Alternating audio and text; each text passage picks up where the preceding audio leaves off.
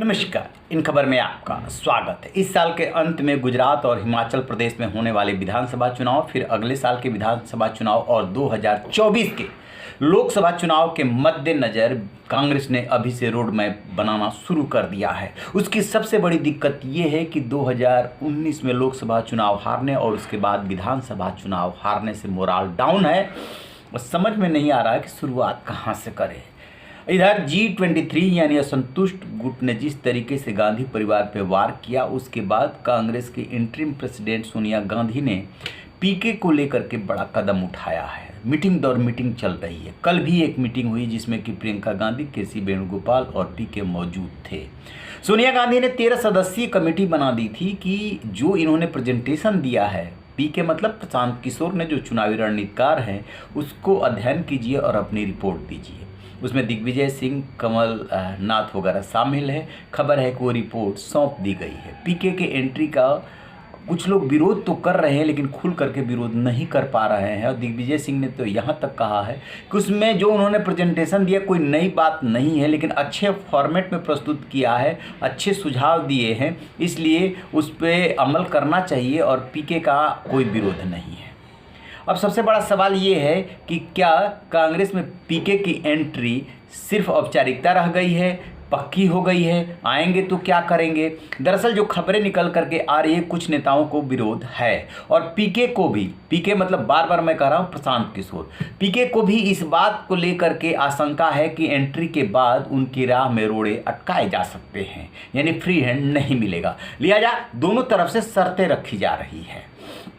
कांग्रेस ने शर्त ये रखी है कि जो पश्चिम बंगाल में या पूरे देश में टीएमसी के लिए आप काम कर रहे हैं, उधर तेलंगाना के टीआरएस के लिए काम कर रहे हैं, ये जो आप जगह जगह जाते हैं और उनके लिए काम करते हैं, ये सब आपको छोड़ना होगा। आपको पूरी तरीके से हमारे साथ आना होगा। कहते ये हैं, क्योंकि ये सब जानकारी तो सोर्सेज के हवाले से ही बाहर आती है, कि पीके ने भी शर्त रखी है कि उन्हें फ्री हैंड चाहिए। जब वो काम करने के लिए राज्यों में अपनी रणनीति लागू करने के लिए निकले तो उसमें हर्डल्स नहीं आने चाहिए।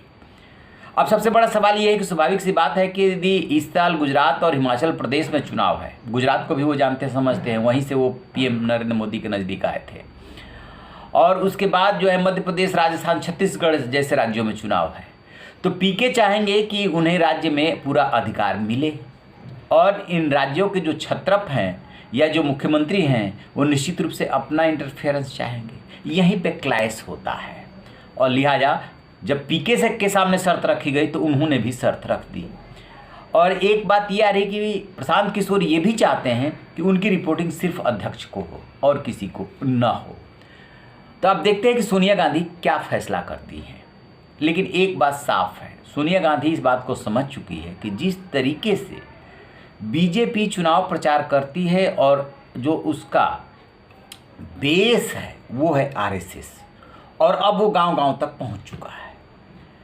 तो बीजेपी ने जिस तरीके से काडर बनाया है, उस काडर से लड़ने के लिए आपके ग्रामीण लेवल तक, बूथ लेवल तक उसी तरीके का बेस चाहिए। लिहाजा इसको रीस्ट्रक्चर करना होगा पार्टी को। अध्यक्ष ऐसा होना चाहिए जो हमेशा अवेलेबल हो और फुल टाइम वर्किंग हो। सोनिया गांधी उस राह पे चल पड़ी है। इसी क्रम में पीके ने यह भी सुझाव दिया है गांधी परिवार को कि अध्यक्ष ही आप लोग छोड़ दीजिए। सोनिया गांधी के लिए ये सुझाव है कि आप यूपीए के चेयरपर्सन बनिए। प्रियंका गांधी के लिए सुझाव है कि आप जनरल सेक्रेटरी कोऑर्डिनेशन रहिए। राहुल गांधी के लिए ऐसे ही है कि पार्लियामेंट्री बोर्ड के आप हेड बन जाइए। तो उन्होंने अलग अलग सुझाव दिए, लेकिन कहा है कि अध्यक्ष ही छोड़िए, क्योंकि G23 कांग्रेस का जो असंतुष्ट धड़ा है वो यही डिमांड कर रहा है। गांधी परिवार को भी ये बात कुछ हद तक ठीक इसलिए लग रही है कि जो ये वार हो रहे हैं, जब तक बाहर का अध्यक्ष नहीं आएगा तब तक उसे पता कैसे चलेगा कि कांग्रेस को इस समय उठाना कितना मुश्किल काम है। लिहाजा आने दो, ये धारणा भी बन रही है, लिहाजा आने दो। अब ये देखते हैं कि अंतिम जो सहमति बनती है वो क्या सहमति बनती है। दो चीज़ों पे नज़र रहेगी। एक तो प्रशांत किशोर के एंट्री को लेकर के और उनको मिलने वाली जिम्मेदारी को लेकर के, और दूसरी तरफ जो है गांधी परिवार की भूमिका को लेकर के। गांधी परिवार किस भूमिका में होगा अब कांग्रेस में, क्योंकि कांग्रेस को यदि उठाना है और बाहर के अध्यक्ष की डिमांड हो रही है तो गांधी परिवार को लग रहा है कि इसे पूरा हो जाने दो। इस बात की भी आशंका रहती है कि जो आएगा वो अपने तरीके से चलाएगा, फिर कहीं हाथ से कांग्रेस तो निकल ना जाए। अब कांग्रेस में जिस तरीके से डे बाय डे वो चुनाव हार रही है, यही देखते रह गए तो पता चला कि जो दो राज्य बचे हैं, राजस्थान और छत्तीसगढ़, पंजाब तो हाथ से निकल ही गया, फिर क्या रह जाएगा। अब मध्य प्रदेश बहुत पहले निकल गया था। तो अब देखते हैं कि क्या फैसला होता है, क्योंकि रात को भी बैठक हुई है, मंथन हुआ है और अब फिर खबर है कि फिर से बैठक होने वाली है, उसमें जो है फाइनल अंतिम मुहर लग जाएगी। तो इस पर हमारी नज़र रहेगी। रहिए बेखबर, देखते रहिए इन खबर। Thank you. इन खबर चैनल को सब्सक्राइब करें।